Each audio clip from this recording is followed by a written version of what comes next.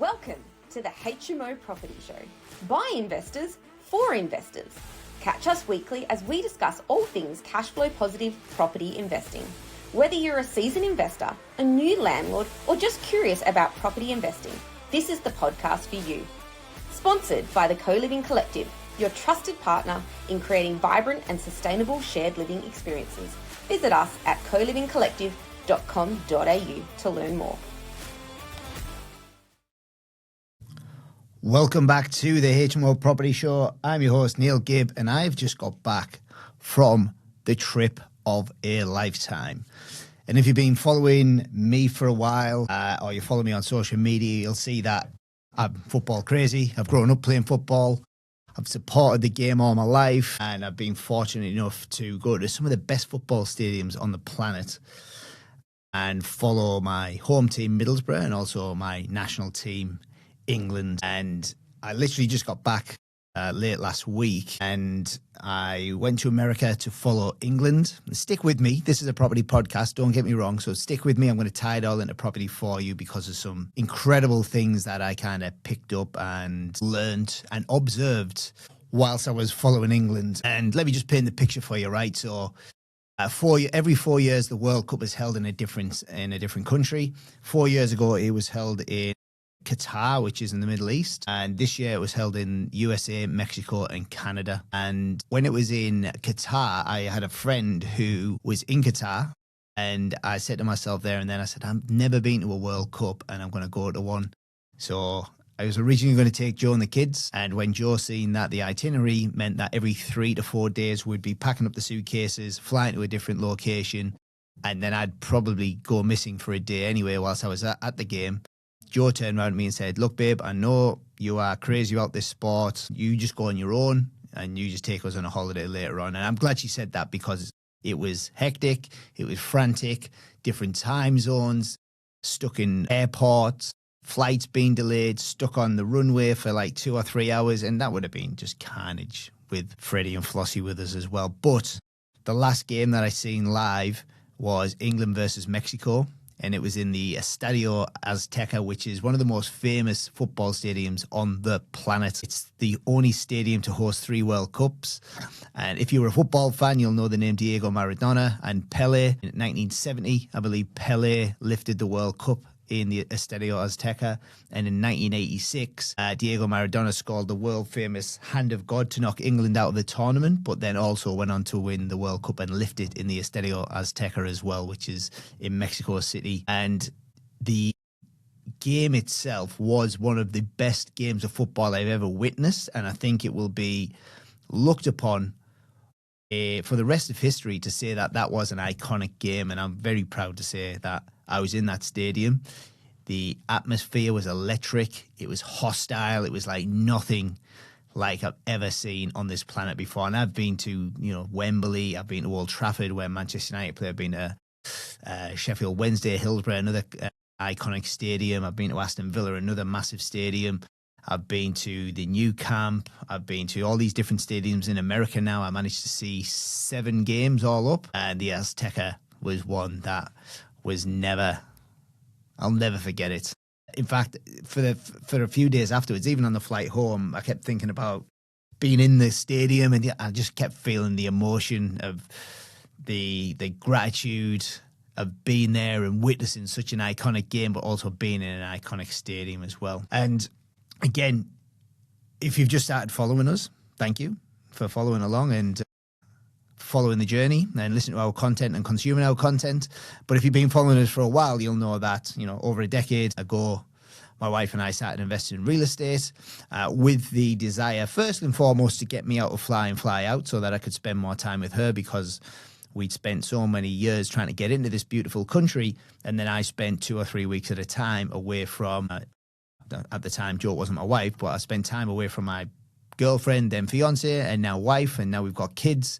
We made that conscious decision to do everything we could to get me out of the fly in, fly out golden handcuff lifestyle and create a life that meant that we could work together and build something together as well. Not knowing that we were going to end up delivering over 1,180 rooms to the market to date, and another 800 or 900 coming through the pipeline right now as well. So phenomenal that making that first step, that first property back in 2015, converting that into a HMO, would translate into what is translated in today, and also give me the flexibility and the lifestyle that we've got now to follow our passion. Well, my passion, should I say, not my wife's passion. She would love to come to them games, but obviously we've got two beautiful little kids now. And yeah, I was very grateful that she let me go without her. But when you're a business owner, you never really get to switch off either, right? So even though I was there for 5.5 weeks, I was still working. I was still logging on. I was recording podcasts when I was over there. I was meeting with investors whilst I was over there. And I was the classic merge your passion with your profession and your vocation with your vacation. And I managed to jot around to different areas. I flew into LA, spent some time there. I went to Dallas, I went to Seattle, I went to Boston, I went to New York, I went to Atlanta, I went to Mexico, and then back to New York. And it was just incredible. The people that I met, and because I was on my own, and I think this is a good lesson for anybody, when you're with your team, when you're with your crew, when you're with your wife, you kind of keep yourselves to yourselves as a little unit. But I went on my own, and I actually really enjoy going on holiday on my own, as sad as that sounds, because I get to meet new people. And when I got to LA, I tried to get a ticket for the America versus Paraguay game, which was the opening game of the tournament. And the Americans put on a show, let me tell you this. They flew Apache helicopters across the top of the stadium just before kickoff, and wow, it was incredible. But I never managed to get a ticket. So I ran, well, they didn't run straight away. I asked a police officer, I said, "Officer, do you know if there's any big TVs on where I can watch this game?" And he said, "Oh, look, there's a place down the road you can get down there." So I ran and like a heavy jog for maybe 10 minutes to find a pub that had it on. And I walked in the pub, and as I got right to the front of the queue, the woman said, "Oh, look, we're at capacity. We're not letting anybody else in." And I said, "Look, I'll just stand there." And she said, "All right, you have to pay $20 to get in. You can stand there." And I stood there behind 3 guys that were watching the game on the screen, started talking to them. 3 English guys, all lived in Perth, all over there for the World Cup. What were the chances of bumping into 3 lads from Perth? And I've got their phone numbers. We kept in touch during the tournament. And yeah, just incredible. But I got to see 10 different cities in 6 weeks. I got to meet other property developers. I got to meet investors. I got to work closely with a coach that I'd only met online previously, but when I was in Dallas and when I was in New York, I met up with him, and we spent some time looking through some of the marketing collateral that we've got when we've tried to raise capital from family offices and stuff like that. So managed to merge that together. And whilst we were having that meeting as well, we were in a rooftop bar, and the Empire State Building was like right behind us. Just phenomenal, to the point where I couldn't really wrap my head around the fact that I was in New York speaking to this guy, talking about the deal that we were talking about with the Empire State Building in the background. It was just one of them kind of pinch yourself moments. And even though, you know, we built the team now, we've got 26 people working for us. We deliver anywhere between 80 and 120 houses a year right now, and all of them properties fly into our property management business, which we manage for our clients in our end-to-end service. And you know, in the early stages of starting a business, you have to do absolutely everything. But now with the team that I've got, and the talent that we've got in that team, and the experience that team brings to the table, means that I now work on the business, not in the business. And going to America really tied in my passion with my profession, like I said earlier. Now, one of the things that I did realize over there, and something that I've been talking about for a long, long time on this podcast now, is supply and demand. And right now, you know, we're looking at the market stats from REIWA, and the number of properties that have come on the market right now has doubled in the last 4 to 6 weeks. And some people might panic about that and think that that's the end of this crazy bull run that we've been on. But what's happening is we're still seeing the same number of transactions that are coming through REIWA each week. So anywhere between 700 and 900 property transactions per week happen in Perth, but more properties have started coming on the market. And this could be investors now stepping out of the market after the news from the budget, where they've now removed negative gearing and capital gains tax, and they might have just spat the dummy out and went, "Nah, I'm not investing anymore. This government doesn't want us to win." And they could just be more properties on the market. It could also be the fact that, you know, for a long time we've had properties under construction, and some of these could be coming on the market. Investors or tenants could have moved out of rental properties into their newly built properties, which means investors have now got vacant properties. And instead of renting it out, they might just think, "Oh, well, you know, I bought this property for 350. It's worth 900,000. Now is the time for me to cash out and sell." So I'm not concerned one bit, because we still need around 14,000 properties on the market to even be a balanced market here in Western Australia. So I think the extra stock that we've got on there is going to be good to get the market actually moving, because it was kind of stagnant. Even though there's 700 to 900 properties a week moving through and transacting, there was no additional properties coming on the market. But there's one more stat that a lot of people are missing, because they focus on the amount of properties on the market for sale, but what they haven't been watching is the amount of properties for rent, and that is still at record lows, between 2,000 to 2,300 every single week for the last 3 or 4 years.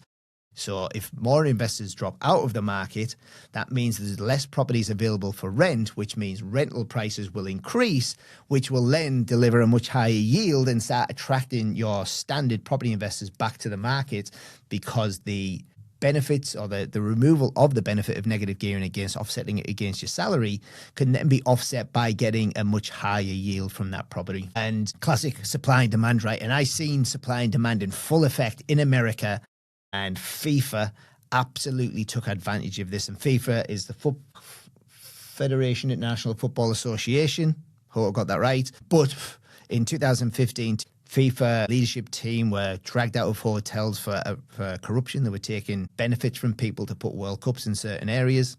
Hello, Qatar. A World Cup should never have been in Qatar. They're not a footballing nation, let's be honest. Anyway, money speaks, right? Money speaks louder than words. So Qatar got it. This time it's in America. The FIFA president, a guy called Manuel Infantini, he and Donald Trump started talking. I'm not going to get into what they were talking about on this podcast because it's not relevant. However, what Donald Trump said is that Infantini said that this is FIFA's biggest and most profitable World Cup tournament that they have ever had. Why?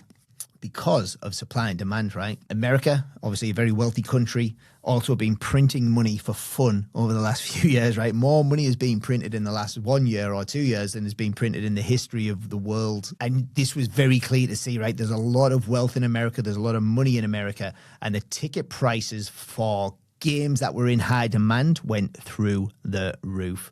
The first few games that I watched, where I paid anywhere between like $800 US and $1,400 US to watch a game of football, guys. To watch a game of football. And this is because, and USA used to be cheap, but it was not cheap anymore. I was paying inside the ground a can of Stella.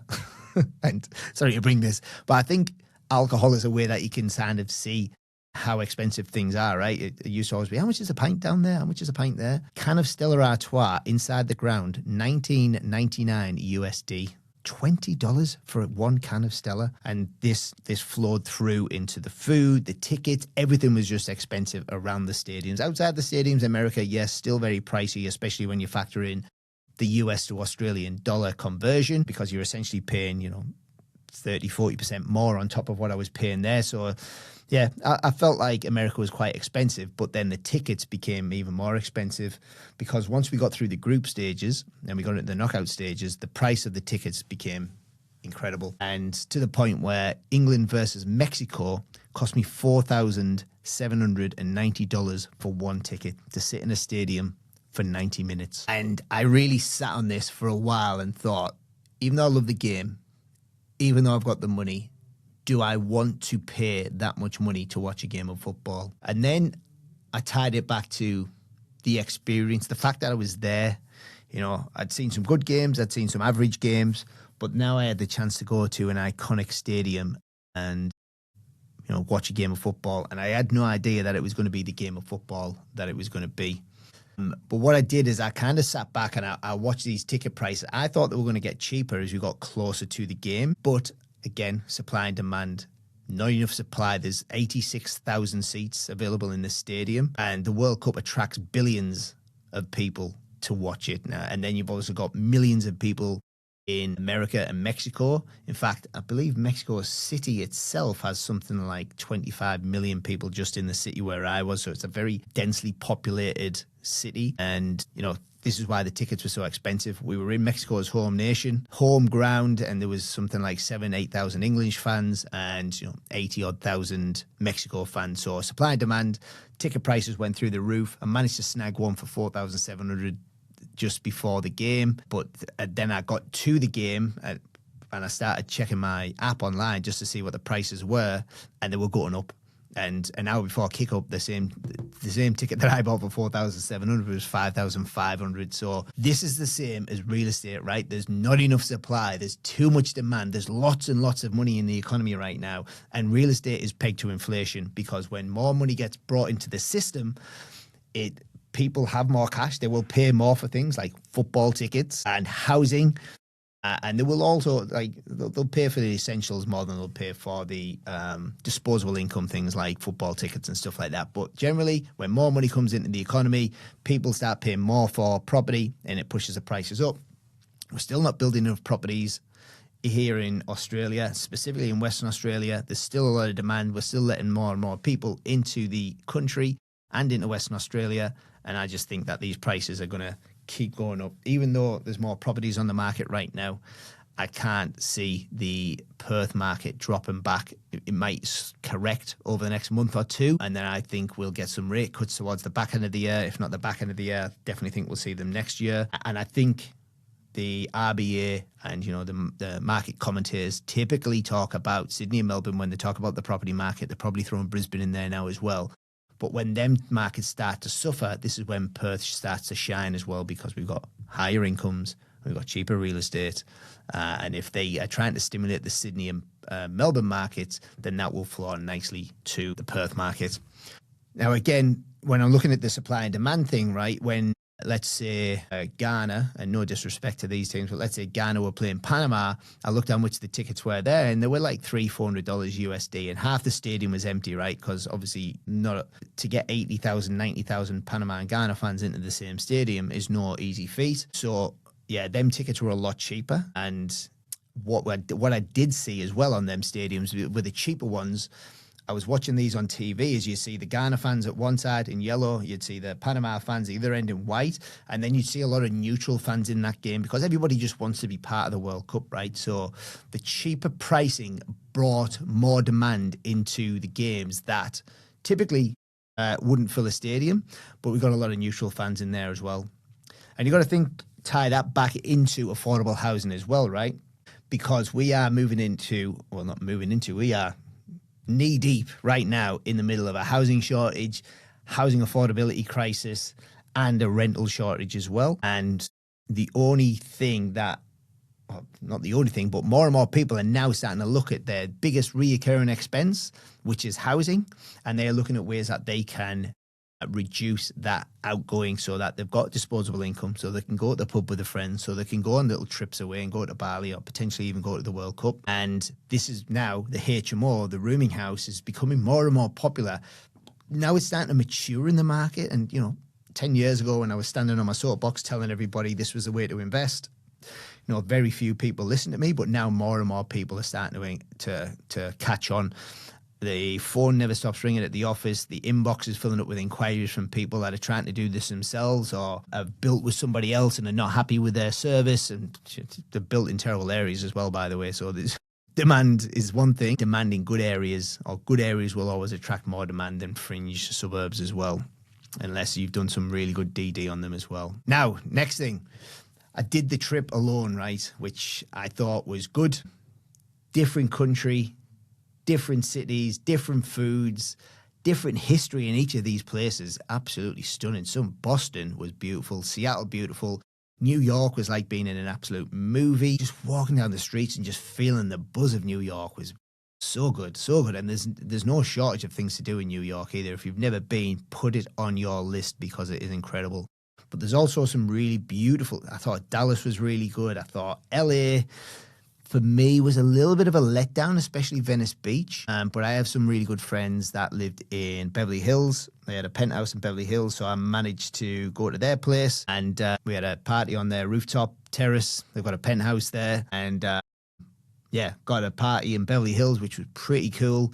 But I thought LA itself, again, very highly populated, very densely populated, and the Venice Beach area just felt a little bit run down, a little bit unsafe for me.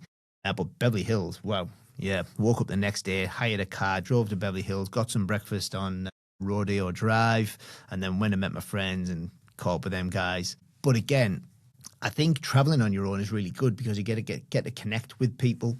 And this is one of the things that really struck me, there was lots of people that were traveling alone and in different locations. You know, if you're alone and somebody else is alone, you've got an England shirt on or a Spain shirt or a Mexico shirt or a USA shirt. Them two people will connect and start talking to each other. And even though I was on my own for maybe an hour or two after I left my hotel in the morning. Then you connect with other people and you become good friends with them. You spend the day with them as well. And this is one of the big things about football and one of the big things about what we do as a business, and that's community.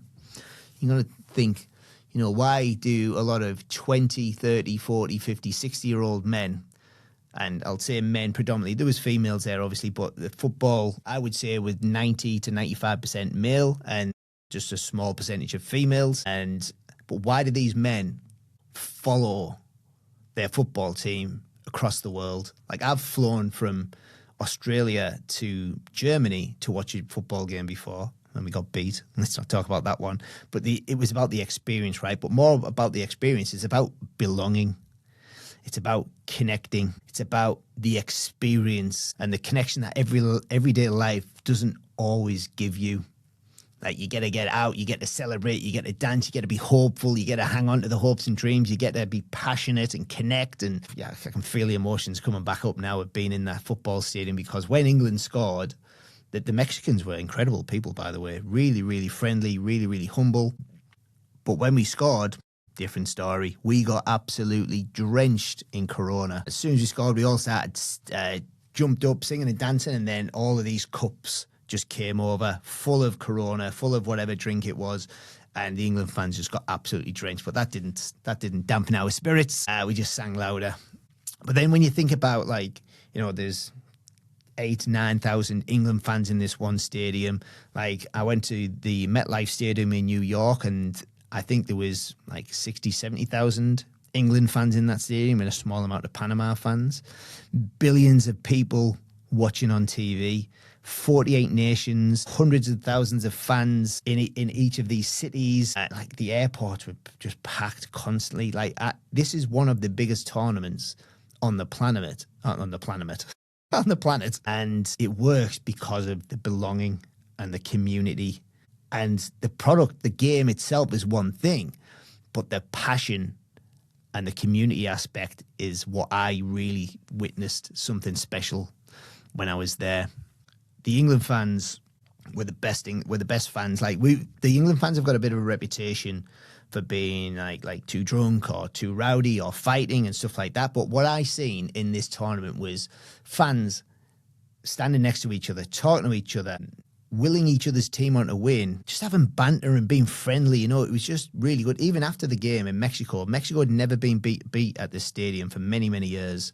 And the Mexicans came out afterwards, and even before the game, a Mexican fan came up to me and said, "Do you want to swap hats?" I had an England hat on, he had a Mexico cap, so we swapped caps. And then after the game, a Mexico fan came out and he was like, "Mate, you guys did so well. I'm so proud. I want you guys to go on and win the tournament now." And then he said, "Would you swap shirts?" He had a Mexico shirt and I had an England shirt, which actually worked really well because I had to get back from the stadium back to my hotel, and I did not fancy doing it in an England shirt. So I put my Mexico shirt on, and I was kind of in stealth mode, deep in enemy territory, and nobody really knew it because I was dressed in green instead of white, so that was good. But the Mexico fans were incredible. Like, there was over 80,000 of them in their own stadium, on their feet, loud, passionate, energetic. Wow. And again, that connection and belonging and being supporters of the team. And you think about these teams, right?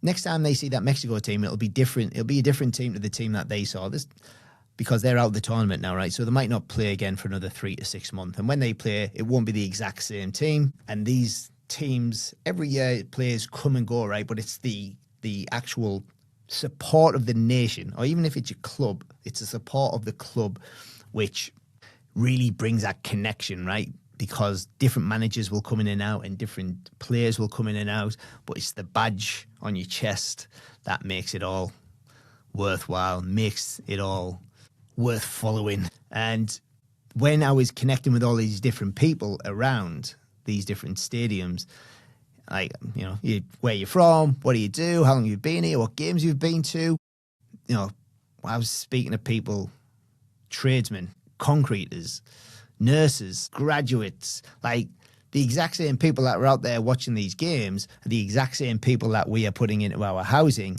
here in Perth and in Melbourne as well. So, and like I say, everybody just connected. Everybody wants to be part of it. And this is the thing, right? For so long, we've been building these big houses in Australia, and 26% of, it's probably more than that now, but 26.6% of all housing in Australia is single or lone person households. And then we've got a social isolation and loneliness epidemic right now. People are feeling more disconnected and isolated than ever. And that's why I believe something like the World Cup brings people together. They forget what's going on for a few weeks. They follow the team. They love it. They get involved, and it makes them feel part of something. And then some of these people might be going back to empty houses. And that's why I believe HMOs and rooming houses for the last 10 years have been an incredible investment for myself and our clients. But I think now, with the way that everything is changing, the government changes, negative gearing removed, capital gains tax being changed, now the changing, moving the goalposts for the self-managed super fund lending as well. All these things, like there's more happened in the last 3 months in the housing industry than probably happened in the last 10 years. And as a business, we've had to pivot, we've had to change things, we've had to look at the way we have our systems and processes. But the one thing that I really like about our business model is right now the government is shining the light on what we do and saying, we want more of this. If you build a new house, we'll still give you negative gearing. If it's negatively geared, it's not, it's positively geared. But we'll also give you the option to choose whether you use the 50% capital gains tax exemption or whether you use the inflation indexation. So they're essentially saying build more houses. But if you want to build a new house, then build a new house. Please don't build a 4x2 on the outskirts. Please build something that people need. When you look at the rental market now, and who is the rental market, singles or couples, either build a 1 or 2 bedroom house, build it small, make it affordable, it'll get a better yield, or build a HMO or a rooming house. And if you want, there's 2 ways you can do this, right? 3 ways you can do this. You can go out there yourself and have a crack yourself, no problem. And I wish you all the best. You can get our team to do it for you, and we'll probably get you a better outcome because we've been doing it for years now. We've done over 400 of these things. Or we've got what's called the Cashflow Academy, and the Cashflow Academy is a online system, online piece of software, and I've created 14 different modules of everything I've learned over the last decade in real estate to help people like you who might want to have a crack themselves or might have a certain amount of experience but doesn't know the exact nuances of how to do HMO or rooming houses. So this is an online portal that you can log into 7 days a week, 24 hours a day, 365 days a year, so that you can learn at your own pace, and also just go to the module that you actually want to learn more about. Now, as we've been releasing more modules, and there's everything from what is co-living, how to structure yourself like a professional and treat your investing like a business. We've got rent to rent, fire safety, new build HMOs, established conversion HMOs, renovations just in general. If you want to learn how to renovate properties, find undervalued properties, add value through a renovation and sell for profit, that's in there. Subdivisions. And we've packaged all this up into a fee of $5,000 currently, but I'm looking at this and I'm looking at the value that is actually inside this thing. I'm actually considering breaking this down into different modules and just selling the modules individually so that people can invest in them whatever how they want to invest in. So if you're interested in the Cashflow Academy, then, flick me a message. I'll send you some more information on it. If you're interested in learning more about HMOs in general, this podcast is a great place for you to start. We've got heaps of content. I've been delivering content online for the last decade. YouTube, Facebook, Instagram, you name it, it's on there. So if you need any help, you need any guidance, go through all that content first and foremost. And I hope that one day that I hear you talking about the experiences that you've had of something that you're very, very passionate about because you followed the steps in either our Cashflow Academy, or you got us to do a deal for you, or you went out there and you did it yourself and I just inspired you by delivering this podcast and this content. So my name's Neil Gibb. I will see you next time on the HMO Property Show. Ciao for now. Thanks for watching. Make sure you tune in the same time next week so you can stay up to date with all cash flow positive property updates.